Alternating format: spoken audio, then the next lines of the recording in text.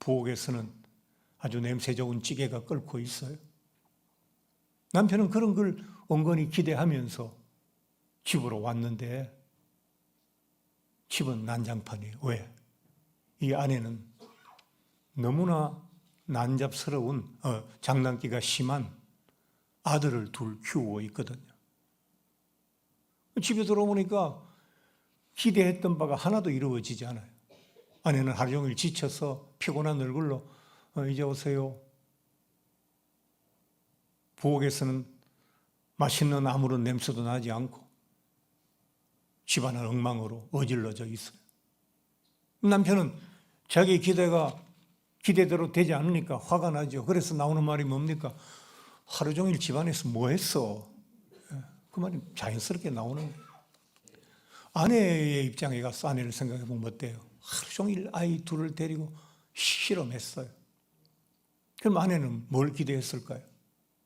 남편이 들어와서 보고 우리 집사람 또 아이들하고 하루 종일 오늘 고생했겠구나. 그러면서 아이고 오늘도 애들하고 수고 많았지. 남편이 오히려 밝게 웃으면서 이야기하면서 오늘 너무 힘드니까 오늘 밥은 나가서 외식할까?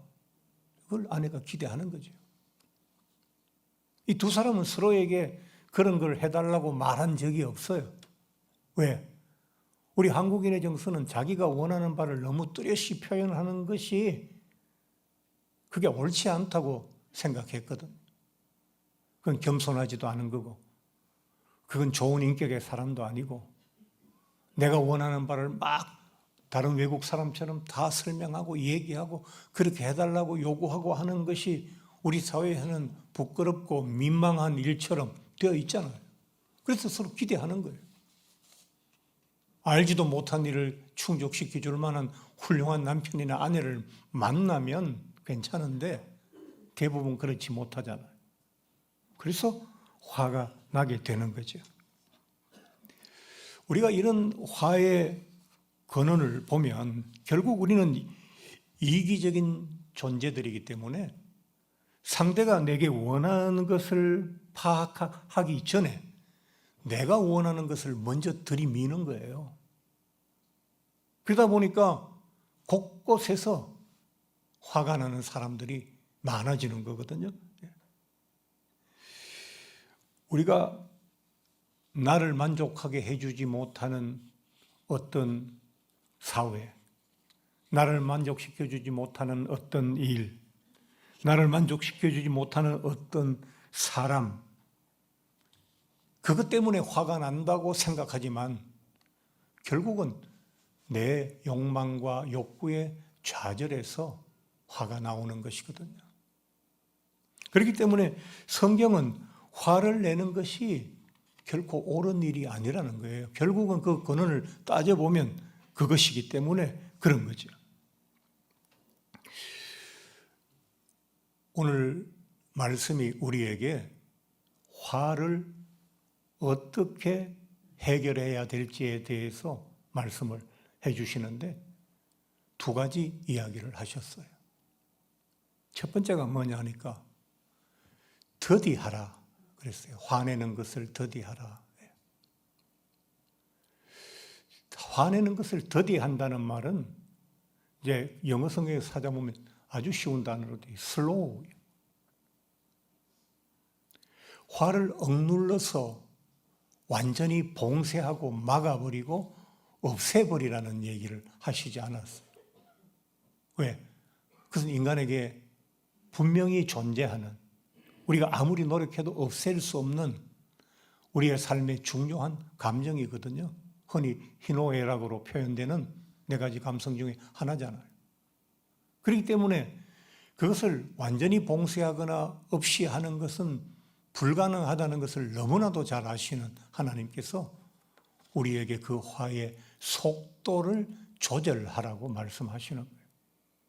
뭐 좀 이해가 될지 모르겠습니다만은 우리가 우라늄이라고 하는 그 물질을 짧은 시간에 그걸 분열시켜 버리면 그게 핵폭탄이잖아요. 핵폭탄은 이 우라늄을 한꺼번에 혹은 플루토늄을 한꺼번에 분해시켜 버리는. 그러면 뭐 어마어마한 큰 대폭발이 일어나고 엄청난 파괴를 가져오잖아요. 그런데 같은 우라늄을 속도를 조정해서 감속제를 가지고 천천히 분열시키면 그게 원자력 발전소거든요. 하나님께서 우리에게 있는 우라늄이 존재하지 말게 할 수는 없잖아요. 그럼 결국 이걸 나쁘게 쓰는 사람은 이걸로 핵폭탄을 만들 것이고, 좋게 쓰는 사람은 이걸로 원자력 발전소를 할 거 아니에요. 지금 원자력 발전소가 없는 지구를 생각해 보세요. 가능할까요? 석유나 석탄만으로 에너지를 삼으면 이산화탄소 문제는 어떻게 합니까? 지구온난화 문제는 어떻게 해결합니까? 할 수 없잖아요. 그런데 그 두 가지에 상반된, 한쪽은 파괴하고 한쪽은 생산하는 이 두 가지가 한 물질에서 나온다는 거예요.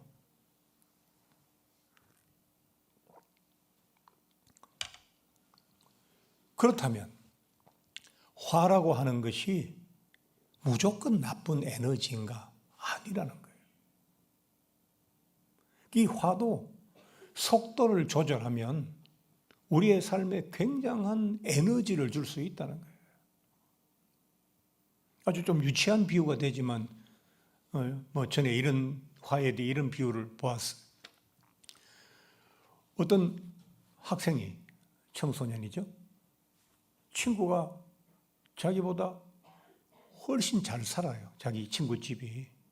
이 친구가 늘 좋은 옷 입고 오고 그냥 비싼 핸드폰 가지고 있고 그러니까 애가 막 자기의 가난함이 너무 화가 나고 친구의 부유함이 또 너무 화가 나는 거예요.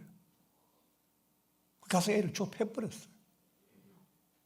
그럼 얘는 뭐가 되죠? 학폭이 되잖아요. 근데 이 아이가 그건 아까 말씀드린 대로 핵폭탄을 터뜨리는 것 같은 방식으로 화를 처리한 거예요. 그런데 이 아이가 지금 고등학생이니까, 청소년이니까, 우리는 왜 이렇게 가난하지? 왜 남처럼 잘 살지 못하지? 그럼 내가 이 가난을 벗어날 수 있는 방법이 뭘까? 생각을 한 거죠. 지금의 내 위치에서 내가 잘할 수 있는 것은 열심히 공부해서 좋은 대학을 가는 거다. 공부하는 거예요. 공부하다 너무 힘들어서 잠이 올래 그러고 공부를 하는 게 너무 힘들다 싶을 때 가난한 자기와 풍부하게 살아가는 친구를 생각하면서 내가 이 가난한 삶을 계속해서 살지 않으려면 저 아이가 잠잘 때 내가 공부해야 된다. 이런 생각을 한 거죠. 그래서 아이가 정말 그 친구보다 비교할 수 없는 좋은 학교에 가고, 좋은 학교에 가는 게 성공하고 출세하는 건 아니지만 확률은 높아지잖아요. 좋은 직장에 가고. 그래서 가난한 자기에게서 벗어날 수 있었다면 그 아이는 자신의 가난에 대한 분노를 핵발전소처럼 잘 처리해서 거기에서 에너지를 얻은 것이죠. 분노도 잘 다루면 이처럼 에너지가 될 수 있다는 거예요. 오늘 본문은 화를 다루는 지혜를 우리들에게 그냥 화만 내지 마라. 성경 말씀을 이제 제가 목사니까 오랫동안 대하면서 느끼는 건 뭐냐 하니까 성경 말씀은 우리의 어떤 삶의 문제를 지적해 주실 뿐만 아니라 그 말씀 속에 답도 함께 있다는 거예요. 성경을 묵상한다는 건 뭐냐 하니까 하나님의 말씀의 그 원리와 구조를 계속해서 되씹으면서 현실적인 삶의 문제나 내가 당면하고 있는 어떤 삶의 문제에 대한 해답을 거기에서 찾을 수 있기 때문에 묵상이 중요한 거고 말씀이 중요한 거거든요. 정신과 의사들은 병원에 가서 내가 화가 너무 나서 참을 수가 없어요. 이러면 뭘 합니까? 검사 한번 해봅시다 해서 피도 뽑아보고 설문지 가지고 한 20장씩 풀어가지고 분노 조절 장애가 있으십니다. 그러잖아요. 그럼 그 다음에 뭘 합니까? 처방을 해서 약을 먹여서 호르몬을 조절해서 그걸 정리하잖아요. 화가 난다는 것, 슬프다는 것, 우울하다는 것, 호르몬과 연관이 있어요. 사실 실제로 여러분 잘 아시는 그 도파미네이션이라는 책도 나왔어요. 옥시토신 같은 거예요. 그건 마약보다 더 강한 그런 호르몬이죠. 그런 호르몬을 우리가 우리 몸에서 생산해서 공급하게 만드는 것이 아니라 외부에서 약물로 집어넣는 거예요. 그럼 문제는 뭐냐니까 내가 그것을 만들어내는 기능이 점점 더 약해진다는 거예요. 약에 의존하니까. 소화제를 많이 먹으면 소화는 돼요. 약을 먹으니까. 근데 뭐가 약해집니까? 그와 함께. 나의 위 기능이 점점 약해지잖아요. 우리가 기름을 많이 먹고 콜레스테롤이 많아서 콜레스테롤 줄이는 약을 다량으로 계속 먹어요. 그럼 콜레스테롤은 좀 줄어들어요. 그런데 문제가 있어요. 왜? 혈관벽이 점점 얇아지잖아요. 콜레스테롤 찌꺼기를 떼내는 과정에서 혈관벽도 벽의 세포도 같이 손상이 되기 때문에 조금 약해지잖아요. 그러니까 결국 외부에서 가져와서 문제를 해결하는 것은 문제 해결이 아니라는 거예요. 그래서 성경 말씀은 뭘 하라고요? 슬로우 하라는 거예요. 화, 내가 너보고 화 전혀 내지 말라는 게 아니다. 속도만 좀 줄여라. 화의 속도를 줄일 수 있는 방법이 있습니까? 있어요. 음악을 좀 들어도 되고요. 화나는 그 자리를 피하면 돼요. 저도 TV를 자꾸 보니까 화가 나요. 뉴스를 보니까. 그래서 지금 TV 뉴스 잘 안 봅니다. 그냥 다른 목사님들 설교 들어요. 유튜브 틀어놓고.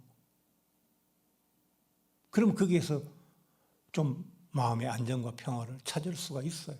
여러분께서 내 화의 속도를 줄일 수 있는 방법을 스스로 연구하시면, 조금만 노력하시고 관심을 기울이시면 전혀 없이 할 수는 없지만 그 속도를 조금이라도 늦출 수 있는 방법은 곧 찾으실 수가 있어요. 두 번째, 오늘 성경은 이제 이 우리의 그 분노를 조절하는 두 가지 단어가 뭐냐니까 더디하는 것. 첫 번째, 그 슬로우라고 그랬죠. 두 번째는 다스리는 것이라고 그래요. 다스리는 것은 컨트롤입니다. 우리는 다스리는 자예요. 하나님께서 우리 인간을 세상에 보내시고 천지 만물을 창조하시면서 뭐라고 그랬어요? 우리에게 이 만물을 다스리라고 그랬어요. 그러니까 우리는 다스리는 힘이 있다고요. 어떤 사람이 굉장히 급박한 상황에서 막 당황해서 허둥대면 문제를 하나도 해결 못해요. 그런데 훈련되고 준비된 어떤 사람들은 그런 상황에서 냉철하게 이 문제의 근본을 다스리기 시작하거든요. 소방관들은 어떤 사람들입니까? 화재를 다스리는 사람이에요.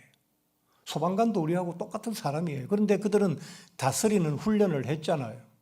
컨트롤하는 훈련을 했잖아요. 불이 났을 때, 화재 현장에 갔을 때 제일 먼저 뭘 하면 불을 잡을 수 있다는 다스리는 그 순서와 체계를 알고 있는 사람이잖아요. 그 불 끄는 거예요. 그분들이. 응급실에 있는 의사는 응급한 환자의 몸을 다스리는 사람이에요.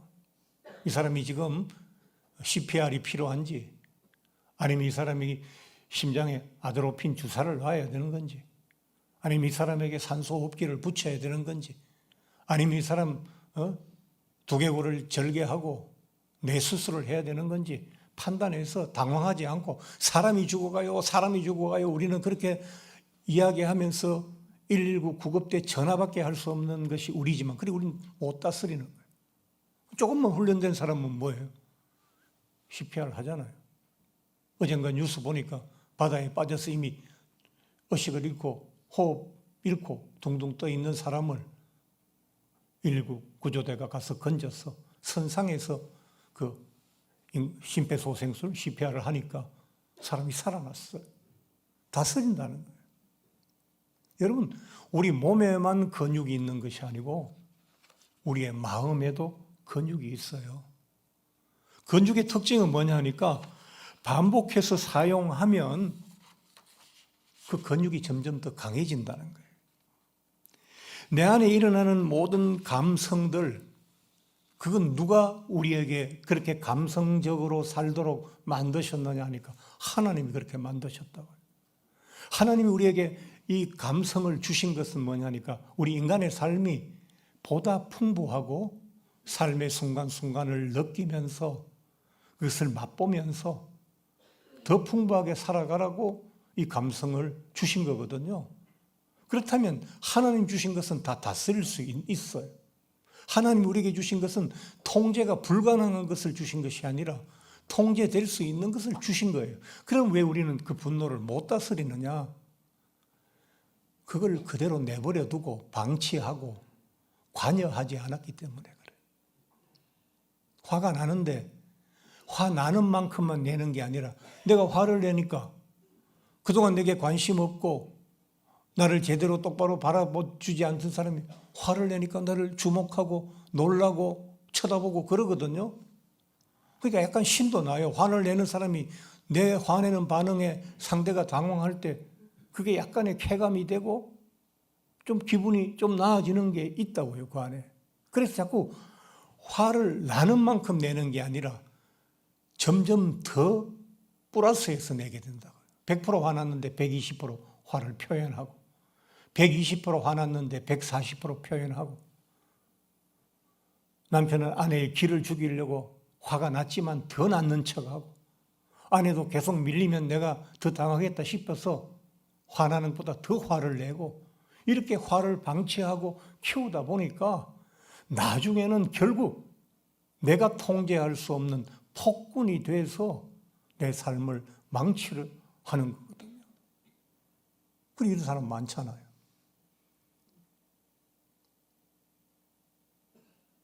여자친구가 잘 만나주지 않는 거 기분 나쁘죠. 화나죠. 근데 그게 상대를 죽일 일입니까? 그건 아니잖아요. 이미 그 사람에게 있어서 자신의 화는 자기가 방치하고 내버려 두고 크는 대로 키웠기 때문에 그게 이제는 폭군이 돼서 이제는 자신이 감당할 수 없는 거예요.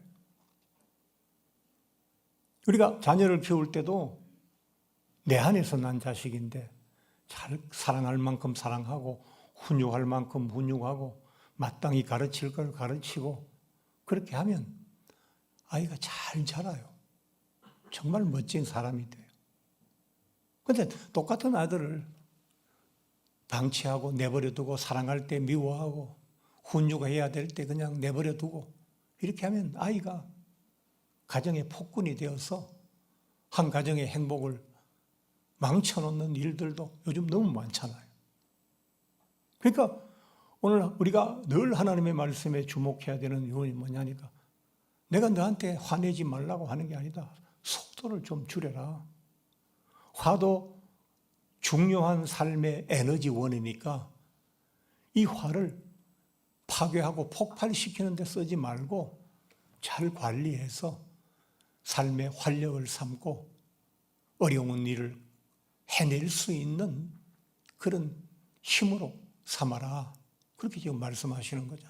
또 하나는 마음의 근육을 키워서 너에게서 나온 감정이니까 네가 낳은 감정이니까 네가 다스릴 수 있다. 마음의 근육을 키워라. 그렇게 말씀하시는 거거든요. 다시 처음으로 돌아가서 말씀을 정리하도록 하겠습니다. 좋은 세상. 저 젊을 때 막 한참 민주화 87년에 민주화 운동하고 그랬잖아요. 전두환 대통령 때 기억이 납니다. 버스에서 친구들하고 하다 나라 얘기 조금 불평이 나오면 옆에가 치면서 말 조심해라 잡혀간다 그랬어요. 좋았겠어요 그런 때. 좀 시간이 지나면 정말 좋은 세상, 좋은 나라 올 거라고 생각했고 87년에 민주화가 시작되던 그때에 이제 정말 우리나라가 경제도 민주도 잘 돼서 좋아질 거라고 생각했는데 오늘의 이 혼란과 이 양극단은 무엇입니까? 그래도 그때는 사람들이 광화문이나 이런 복잡한 거리에 나가서 자기들끼리 싸우지는 않았어요. 그때도 막 학생들 넥타이 맨 직장인들 다 거리로 쏟아져 나왔지만 방향은 한 방향이었다고. 우리나라 민주화에서 모두가 평등하게 살기 좋은 나라 만들자고 그랬잖아요. 우리끼리 싸우지는 않았다고요. 근데 지금 광화문 나가보세요.